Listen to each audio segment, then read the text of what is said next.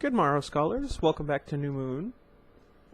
Real quick, I saw Star Wars yesterday. I highly recommend that you go see the movie. I saw it with my family, and then I saw it again with my best friend, who's not really my best friend, but he was kind of there, so now he's my best friend.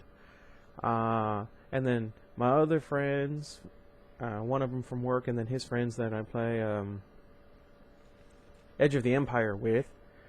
Anyway, oh my gosh, it was such an emotional roller coaster all the way around. And it's not, I will say, for Miga's sake, it's not as good as I wanted it to be. Because, well, I won't tell you why, because that would be extremely rude of me. But I would definitely give it a solid 8 out of 10. Even an 8.5. Which is a pretty good score in my opinion.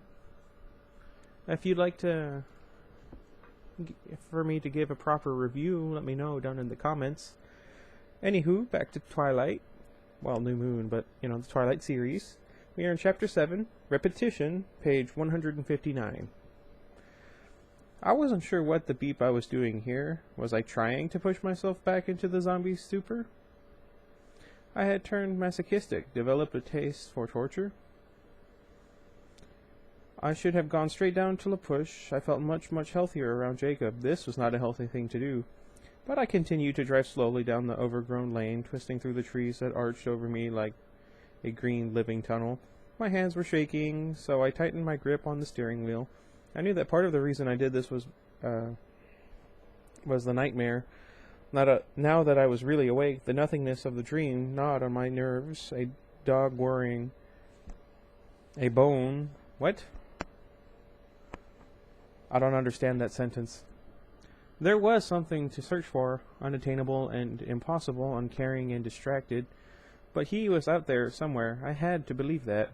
The other part of the strange sense of repetition I felt at school today, the coincidence of the date, the feeling that I was starting over, perhaps the way my first day would have gone had I really been the most unusual person in the cafeteria that afternoon.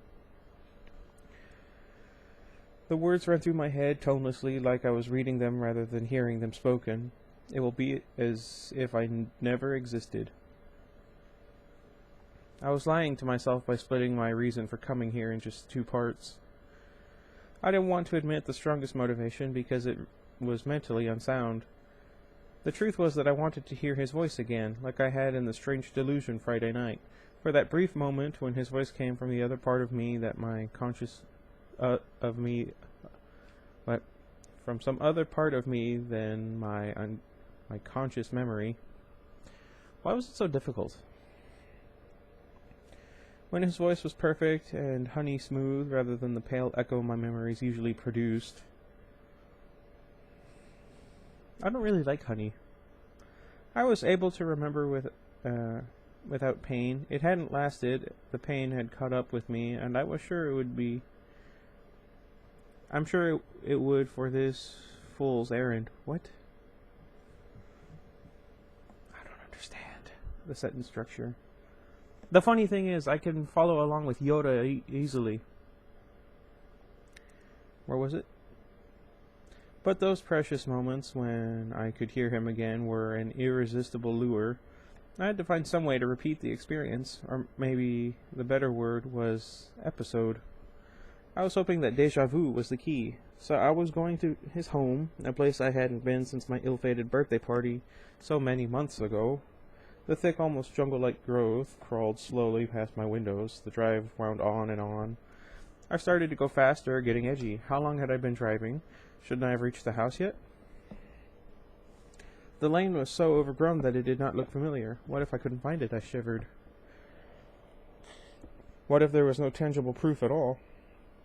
Then there was the break in the trees that I was looking for, only it was not so pronounced as before. The flora here did not wait long to reclaim any land that was left unguarded.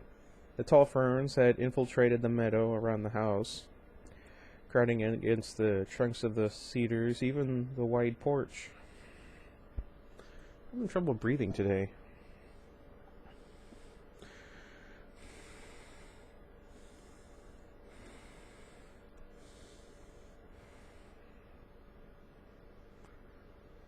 It was like the lawn had been flooded, waist high with green, feathery waves. And the house was there, but it was not the same. Though nothing had changed from the outside, the emptiness screamed from the blank windows. It was creepy. For the first time I'd seen the beautiful house, it looked like a fitting haunt for vampires. I hit the brakes, looking away. I was afraid to go farther, but nothing happened, no voice in my head. So I left the engine running and jumped out into the fern sea, maybe like Friday night if I walked forward. I approached the barren, vacant face slowly, my truck rumbling out a comforting roar behind me. I stopped when I got to the porch stairs because there was nothing here. No lingering sense of their presence, of his presence. The house was solidly here, but it meant little. Its concrete reality would not counteract the nothingness of the nightmares. I didn't go any closer. I didn't want to look in the windows. I wasn't sure which would be harder to see. If the rooms were bare, echoing empty from floor to ceiling, that would certainly hurt, like my grandmother's funeral when my mother had insisted that I stay outside during the viewing. She had said that I didn't need to see Gran that way, to remember her that way, rather than alive. But wouldn't it be worse if there were no change? If the couches sat just as I'd last seen them, the paintings on the walls, worse still, the piano on its low platform? It would be second only to the house disappearing altogether to see that there was no physical possession that tied them in any way, that everything remained untouched and forgotten behind them, like me. I turned my back on the gaping emptiness and hurried to my truck. I nearly ran. I was anxious to be gone, to get back to the human world. I felt hideously empty, and I wanted to see Jacob. Maybe I was developing a new kind of sickness, another addiction, like the numbness before. I didn't care. I pushed my truck as fast as it would go as I barreled toward my fix. Jacob was waiting for me. My chest seemed to relax as soon as I saw him, making it easier to breathe. If only my chest were relaxing. "Hey, Bella," he called. I smiled in relief. "Hey, Jacob." I waved at Billy, who was looking out the window. "Let's get to work," Jacob said in a low but eager voice. I was somehow able to laugh. "You seriously aren't sick of me yet?" I wondered. He must be starting to ask himself how desperate I was for company. Jacob led the way around the house to his garage. "Nope, not yet. Please let me know when I start getting on your nerves. I don't want to be a pain." "Okay," he laughed, a throaty sound. "I wouldn't hold your breath for that, though." When I walked into the garage, I was shocked to see the red bike standing up, looking like a motorcycle rather than a pile of jagged metal. "Jake, you're amazing," I breathed. "I work with a guy named Jake. He's very lazy." He laughed again. "I get obsessive when I have a project," he shrugged. "If I had any brains, I'd drag it out a little bit." "Why?" He looked down, pausing for so long that I wondered if he hadn't heard my question. Finally, he asked me, "Bella, if I told you that I couldn't fix these bikes, what would you do?" Or what would you say? Sorry. I didn't actually look at the last word. I didn't answer right away either, and he glanced up to check my expression. "I would say, that's too bad, but I'll bet we could figure out something else to do. If we get really desperate, we could even do homework." Jacob smiled, and his shoulders relaxed. He sat down next to the bike and picked up a wrench. "So you think you'll still come over when I'm done, then?" "Is that what you meant?" I shook my head. "I guess I am taking advantage of your very underpriced mechanical skills. But as long as you let me come over, I'll be here." "Hoping to see Quill again?" he teased. "You caught me." He chuckled. "You really like spending time with me?" he asked, marveling. "I also have this reaction to people." "Very, very much, and I'll prove it. I have to work tomorrow, but Wednesday we'll do something non-mechanical." "Like what?" "I have no idea. We can go to my place so you won't be tempted to be obsessive. You could bring your schoolwork. You have to be getting behind, because I know I am. Homework might be a good idea." He made a face and wondered how much he was leaving undone to be with me. "Yes," I agreed. "We'll have to start being responsible occasionally, or Billy and Charlie aren't going to be so easygoing about this." I made a gesture indicating the two of us as a single entity. He liked that. He beamed. "Homework once a week," he proposed. "Maybe we'd better go with twice," I suggested, thinking of the pile I'd just been assigned today. He sighed a heavy sigh, then reached over his toolbox to a paper grocery sack. He pulled out 2 cans of soda, cracking one open and handing it to me. He opened the second and held it up ceremoniously. "Here's to responsibility," he toasted. "Twice a week." "And recklessness every day in between," I emphasized. He grinned and touched his can to mine. Wish I had a friend like that. I got home later than I'd planned and found Charlie had ordered a pizza rather than wait for me. I would like to have a pizza. He wouldn't let me apologize. I don't mind, he assured me. You deserve a break from all the cooking anyway. I knew he was just relieved that I was still acting like a normal person, and he was not about to rock the boat. I checked my email before I started on my homework, and there was a long one from Renee. She gushed over every detail I'd provided her with, so I sent back another exhaustive description of my day. Everything but the motorcycles. Even happy-go-lucky Renee was likely to be alarmed by that. School Tuesday had its ups and downs. Angela and Mike seemed ready to welcome me back with open arms, to kindly overlook my few months of aberrant behavior. Jess was more resistant. I wondered if she needed a formal written apology for the Port Angeles incident. Mike was animated and chatty at work. It was like he'd stored up all the semester's worth of talk, and it was all spilling out now. I found that I was able to smile and laugh with him, though. It wasn't as effortless as it was with Jacob. It seemed harmless enough until quitting time. Mike put his closed sign in the window while I folded my vest and shoved it under the counter. This was fun tonight, Mike said happily. Yeah, I agreed, though I'd much rather have spent the afternoon in the garage. It's too bad that you had to leave the movie early last week. I was a little confused by his train of thought. I shrugged. I'm just a wimp, I guess. What I mean is, you should go to a better movie, something you'd enjoy, he explained. Oh, I muttered, still confused. Like maybe this Friday with me. We could go see something that isn't scary at all. I bit my lip. I didn't want to screw things up with Mike, not when he was one of the only people ready to forgive me for being crazy. But this again felt too familiar, like the last year had never happened. I wish I had it just as an excuse this time. Like a date, I asked. Honesty was probably the best policy at this point. Get it over with. He processed the tone of my voice. If you want, but it doesn't have to be like that. I don't date, I said, slowly realizing how true that was. The whole world seemed impossibly distant. Just as friends, he suggested? His clear blue eyes were not as eager now. I hoped he really meant that we could be friends anyway. That would be fun, but I actually have plans already this Friday, so maybe next week? What are you doing? He asked, less casually than I think he wanted to sound. Homework. I have a study session planned with a friend. Oh, okay, maybe next week. He walked me to my car, less exuberant than before. It reminded me so clearly of my first months in Forks. I'd come full circle, and now everything felt like an echo. An empty echo, devoid of the interest it used to have. The next night, Charlie didn't seem the smallest bit surprised to find Jacob and me sprawled across the living room floor with our books scattered around us, so I guess that he and Billy were talking behind our backs.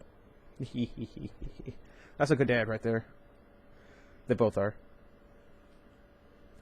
Hey kids, he said, his eyes straying to the kitchen. The smell of the lasagna I'd spent the afternoon making, while Jacob watched and occasionally sampled, wafted down the hall. I was being good, trying to atone for all the pizza. I don't like lasagna. But I do like pizza. I'm very weird. Where was I? Oh, Jacob stayed for dinner and took a plate home for Billy. He grudgingly added another year to my negotiable age for being a good cook. That makes sense. Friday was the garage, and Saturday after my shift at Newton's was homework again. Charlie felt secure enough in my sanity to spend the day fishing with Harry. When he got back, we were all done, feeling very sensible and mature about it, too, and watching Monster Garage on the Discovery Channel. No book. I don't know what that show was. I probably ought to go, Jacob sighed. It's later than I thought. Okay, fine, I grumbled. I'll take you home. He laughed at my unwilling expression. It seemed to please him. Tomorrow back to work, I said, as soon as we were safe in the truck. What time do you want me to come up? There was an unexplained excitement in his answering smile. I'll call you first, okay? Sure, I frowned to myself, wondering what was up. His smile widened. I cleaned the house the next morning, waiting for Jacob to call and trying to shake off the latest nightmare. The scenery had changed. Last night I'd wandered into a wide area of ferns interspersed with huge hemlock trees. There was nothing else there, and I was lost, wandering aimlessly and alone, searching for nothing. I wanted to kick myself for the stupid field trip last week. I shoved the dream out of my conscious mind, hoping it would stay locked up somewhere and not escape again. Charlie was outside washing the cruiser, so when the phone rang, I dropped the toilet brush and ran downstairs to answer it. Hello? I asked breathlessly. Bella, Jacob said, a strange, formal tone to his voice. Hey, Jake, I believe that we have a date, he said, his tone thick with implications. It took me a second before I got it. They're done? I can't believe it. What perfect timing. I needed something to distract me from nightmares and nothingness. Yeah, they run and everything. Jacob, you are absolutely, without a doubt, the most talented and wonderful person I know. You get 10 years for this one. Cool, I'm middle-aged now. I feel like this is a conversation I would have with people. If I could be a mechanic. I laughed. I'm on my way up. I threw the cleaning supplies under the bathroom counter and grabbed my jacket. Headed to see Jake, Charlie said when I ran past him. It wasn't really a question. Yep, I replied as I jumped in my truck. I'll be at the station later, Charlie called after me. Okay, I yelled back, turning the key. Charlie said something else, but I couldn't hear him clearly over the roar of the engine. It sounded sort of like, where's the fire? I parked my truck off to the side of the Black's house, close to the trees, to make it easier for us to sneak the bikes out. When I got out, a splash of color caught my eye. 2 shiny motorcycles, one red, one black, were hidden under a spruce, invisible from the house. Jacob was prepared. Let's see. There was a piece of blue ribbon tied in a small bow around each of the handlebars. I was laughing at that when Jacob ran out of the house. Ready? He asked in a low voice, eyes sparkling. I glanced over his shoulder and there was no sign of Billy.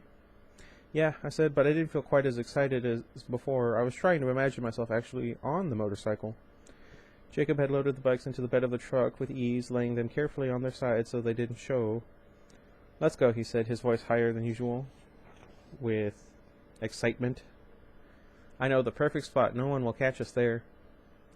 We drove south of town. The dirt road wove in and out of the forest. Sometimes there was nothing but trees, and then there would be suddenly a breathtaking glimpse of the Pacific Ocean, reaching to the horizon, dark gray under the clouds.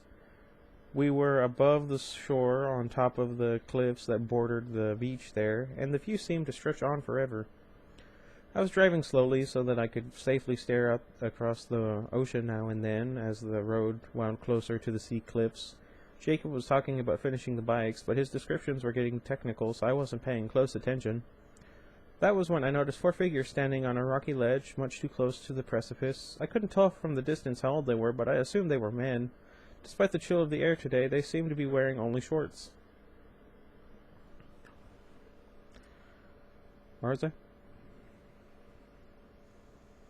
As I watched the tallest person step closer to the brink, I slowed automatically, my foot hesitating over the brake pedal. And then he threw himself from the edge. No! I shouted, stomping on the brake. What's wrong? Jacob shouted back, alarmed. That guy, he just jumped off the cliff. Why didn't they stop him? We've got to call an ambulance. I threw open my door and started to get out, which made no sense at all. The fastest way to a phone was to drive back to Billy's, but I couldn't believe what I'd just seen. Maybe, subconsciously, I hoped I would see something different without the glass of the windshield in the way. Jacob laughed, and I spun to stare at him wildly. How could he be so calloused, so cold-blooded? They're just cliff diving, Bella. Recreation. La Push doesn't have a mall, you know. He was teasing, but there was a strange note of irritation in his voice. Cliff diving? I repeated, dazed. I stared in disbelief as a second figure stepped into the edge, paused, and then very gracefully leapt into space. He fell for what seemed like an eternity to me, finally cutting smoothly into the dark gray waves below. Wow, it's so high. I slid back into my seat, still staring wide-eyed at the 2 remaining drivers. It must be 100 feet. Well, yeah, most of us jump from lower down, that rock that juts out from the cliff about halfway. He pointed out his window. The place he'd indicated did seem much more reasonable. Those guys are insane, probably showing off how tough they are. I mean, it's really freezing today. The water can't feel good. He made a disgruntled face as if the stunt personally offended him. It surprised me a little. I would have thought Jacob was nearly impossible to upset. You jump off the cliff? I hadn't missed the us, I did. Okay, yeah, there it is. Sure, he shrugged and grinned. It's fun, a little scary, kind of a rush. I looked back at the cliffs where the 3rd figure was pacing the edge. I'd never witnessed anything so reckless in all my life.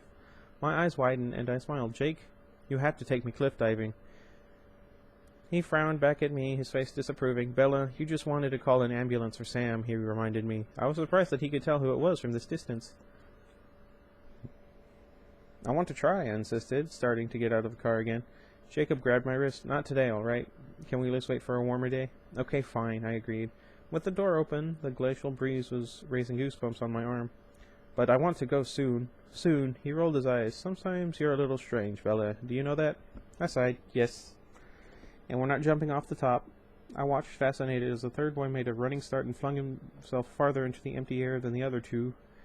He twisted and cartwheeled through space as he fell, like he was skydiving. He looked absolutely free, unthinking, and utterly irresponsible. Fine. Not the first time, anyway, I agreed. Now Jacob sighed. Are we going to try out the bikes or not? He demanded. Okay, I said, tearing my eyes away from the last person waiting on the cliff. I put my seatbelt back on and closed the door. The engine was still running, roaring as it idled. We started down the road again. So, who were those guys? The crazy ones, I wondered. He made a disgusted sound in the back of his throat. The La Push gang. You have a gang? I asked. I realized I sounded impressed. He laughed at my reaction. Not like that, I swear. They're like hall monitors gone bad. They don't start fights. They keep the peace, he snorted. There was this guy from up somewhere by the Macaw Res. Big guy, too. Scary looking. Well, word got around that he was selling meth to kids, and Sam Yulee and his disciples ran him off our land. They're all about our land and tribe pride. It's getting ridiculous. The worst part is that the council takes them seriously. Embry said that the council actually meets with Sam. He shook his head, face full of resentment. Embry also heard from Leah Clearwater that they call themselves protectors or something like that. Jacob's hands were clenched into fists as if he'd like to hit something, but I'd never seen the side of him. I was surprised to hear Sam Yulee's name. I didn't want it to bring back the images from my nightmare, so I made a quick observation to distract myself. You don't like them very much. Does it show? He asked sarcastically. Well, it doesn't sound like they're doing anything bad. I tried to soothe him, to make him cheerful again. Just sort of annoyingly goody two-shoes for a gang. Yeah, annoying is a good word. They're always showing off, like the cliff thing. They act like I don't know, like tough guys. I was hanging out at the shore with Embry and Quill once last semester, and Sam came by with his followers, Jared and Paul. Quill said something, you know, how he's got a big mouth, and it ticked Paul off. His eyes got all dark, and he sort of smiled. No, he showed his teeth, but he didn't smile. It was like he was so mad he was shaking or something, but Sam put his hand against Paul's chest and shook his head. Paul looked at him for a minute and calmed down. Honestly, it was like Sam was holding him back, like Paul was going to tear us up if Sam didn't stop him. He groaned. Like a bad western, you know. Sam's a pretty big guy. He's 20, but Paul's just 16 too, shorter than me and not as beefy as Quill. I think any one of us could take him. Tough guys, I agreed. I could see it in my head as he described it, and it reminded me of something. A trio of tall, dark men standing very still close together in my father's living room. The picture was always sideways because my head was lying against the couch while Dr. Durandi and Charlie leaned over me. Had that been Sam's gang? I spoke quickly again to divert myself from the bleak memories. Isn't Sam a little too old for this kind of thing? Yeah, he was supposed to go to college, but he stayed and no one gave him any grief about it either. The whole council pitched to fit when my sister turned down a partial scholarship and got married. But oh no, Sam Yulee can do no wrong. His face was set in unfamiliar lines of outrage, and something else I hadn't recognized at first. It all sounds really annoying and strange, but I don't get why you're taking it so personally. I peeked over at his face, hoping I hadn't offended him. He was suddenly calm, staring out the window. You just missed the turn, he said in an even voice. I executed a very wide U-turn, nearly hit... Excuse me. Nearly hitting a tree as my circle ran the truck halfway off the road. Thanks for the heads up, I muttered as I started up the side road. Sorry, I wasn't paying attention. It was quiet for a brief minute. You can stop anywhere along here, he said softly. I pulled over and cut the engine. My ears rang in the silence that followed. We both got out and Jacob headed around to the back to get the bikes. I tried to read his expression. Something more was bothering him. I'd hit a nerve. He smiled half-heartedly as he pushed the red bike to my side. Happy late birthday. Are you ready for this? I think so. The bike was suddenly looking very intimidating, frightening, as I realized I would soon be astride it. We'll take it slow, he promised, and gingerly leaned the motorcycle against the truck's fender while he went to get his. Jake, I hesitated as he came back around the truck. Yeah? What's really bothering you about the Sam thing? I mean, is there something else? I watched his face. He grimaced, but he didn't seem angry. He looked at the dirt and kicked his shoe again, the front tire of his bike again and again. He was keeping time. Or like he was keeping time. He sighed. It's just the way they treat me. It creeps me out. The words started to rush out now. You know, the council is supposed to be made up of equals, but if there was a leader, it would be my dad. I've never been able to figure out why people treat him the way they do, why his opinion counts the most. It's got something to do with his father and his father's father. My great-grandpa, Ephraim Black, was sort of the last chief we had, and they still listen to Billy, maybe because of that. But I'm just like everybody else. No one treats me special, until now. That caught me off guard. There we go. Sam treats you special? Yeah, he agreed, looking up at me with troubled eyes. He looks at me like he's waiting for something. Like I'm going to join his stupid gang someday. He pays more attention to me than any of the other guys. I hate it. You don't have to join anything. My voice was angry. This was really upsetting Jacob, and that infuriated me. Who did these protectors think they were? Yeah, his foot kept up its rhythm against the tire. What? I could tell there was more. He frowned, his eyebrows pulling up in a way that looked sad and worried rather than angry. It's Embry. He's been avoiding me lately. The thoughts didn't seem connected, but I wondered if I was to blame for the problems with his friend. You've been hanging out with me a lot, I reminded him, feeling selfish. I'd been monopolizing him. No, that's not it. It's not just me, it's Quill, too, and everyone. Embry missed a week of school. But he was never home when I tried to see him, and when he came back, he looked freaked out, terrified. Quill and I both tried to get him to tell us what was wrong, but he wouldn't talk to either one of us. I stared at Jacob, biting my lip anxiously. He was really frightened, but he didn't look at me. He watched his own foot kicking the rubber as if it belonged to someone else. The tempo increased. Then this week, out of nowhere, Embry's hanging out with Sam and the rest of them. He was out on the cliffs today. His voice was low and tense. Finally, he looked at me. Bella, they bugged him even more than they bother me. He didn't want anything to do with them, and now Embry's following Sam around like he's joined a cult. And that's the way it was with Paul. Just exactly the same. He wasn't friends with Sam at all. Then he stopped coming to school for a few weeks, and then he came back. Suddenly, Sam owned him. I don't know what it means. I can't figure it out, and I feel like I have to because Embry's my friend, and Sam's looking at me funny, and he trailed off. Have you talked to Billy about this? I asked. His horror was spreading to me. I had chills running on the back of my neck. Now there was anger on his face. Yes, he snorted. That was helpful. What did he say? Jacob's expression was sarcastic, and when he spoke, his voice mocked the deep tones of his father's voice. It's nothing you need to worry about now, Jacob. In a few years, if you don't, well, I'll explain later. And then his voice was his own. What am I supposed to get from that? Is he trying to say it's some stupid puberty coming-of-age thing? This is something else. Something wrong. He was biting his lower lip and clenching his hand. It looked like he was about to cry. I threw my arms around him instinctively, wrapping them around his waist and pressing my face against his chest. He was so big, I felt like I was a child hugging a grown-up. Oh, Jake, it'll be okay, I promised. If it gets worse, you can come live with me and Charlie. Don't be scared, we'll think of something. He was frozen for a second, and then his long arms wrapped hesitantly around me. Thanks, Bella. His voice was huskier than usual. Wait!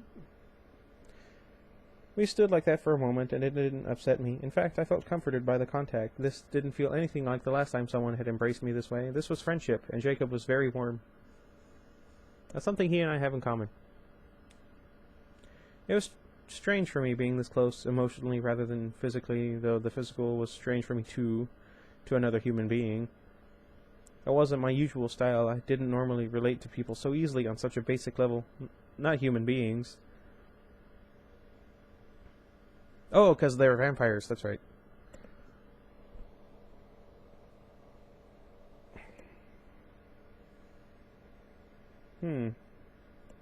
If this is how you're going to react, I'll freak out more often. Jacob's voice was light, normal again, and his laughter rumbled against my ear. His fingers touched my hair, soft and attentive. Well, it was friendship for me. Wink, wink. I pulled away quickly, laughing with him, but determined to put things back into perspective at once. It's hard to believe I'm 2 years older than you. I said, emphasizing the word older. You make me feel like a dwarf. Standing this close to him, I really had to crane my neck to see his face. You're forgetting I'm in my 40s, of course. Oh, that's right. He patted my head. You're like a little doll, he teased. A porcelain doll.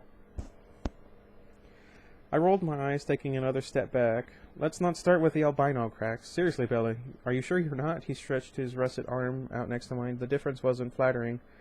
I've never seen anyone paler than you. Well, except for... He broke off, and I looked away, trying not to understand what he'd been about to say. So, are we going to ride or what? Let's do it, I agreed, more enthusiastic than I would have been half a minute ago. His unfinished sentence reminded me of why I was here. That wasn't so bad. Oh, look, almost at exactly 30 minutes. Yay! Like I said, I liked this book because Jacob was somebody you could actually relate to. There was actually character development. You could see them getting along.